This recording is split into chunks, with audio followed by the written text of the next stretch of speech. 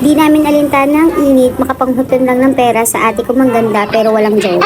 Punta kami sa Senior Birria dito sa Amang Rodriguez, Pasig City upang bumili ng birria tacos nila. Wala kami ibang bibilihan kasi hindi naman kami mayaman. So ang binili namin is buy one take one tacos na 139 pesos.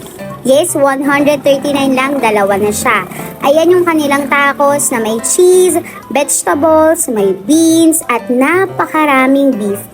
Pwede nga itong iulam. Siyempre, purita kami kaya hindi lang yan pang pika-pika, pang ulam na yan para sa akin. Pagkatapos lagyan ni ate ng kung anik-anik sa loob yan, ilalagay niya yan sa mainit na pan, tapos lalagyan niya ng oil at ng, ewan ko kung anato seeds ba yan. Tapos ayan na. Ang init nun guys, pero syempre para makapagmayabang ako sa inyo, kakapitan ko siya kahit sobrang init. Ayan yung birria tacos, ang dami, diba? Pang ulam niya, sabi ng nanay ko eh. Tinikman ko siya. Labas pa yata yung sipon ko dyan. Pero grabe, sobrang init, kinilig ako. Yan yung kuya ko na feeling vlogger din, diba? O, diba? Sabi niya, sarap. Yan yung hipag ko, sarapan din daw siya kaso nainitan. Si Boy Kani, hindi siya mahilig sa ganyan, kaya ang kinain niya yata yung basura sa likod. So, ayan, hindi natin yan sasayangin kasi hindi naman tayo mayaman.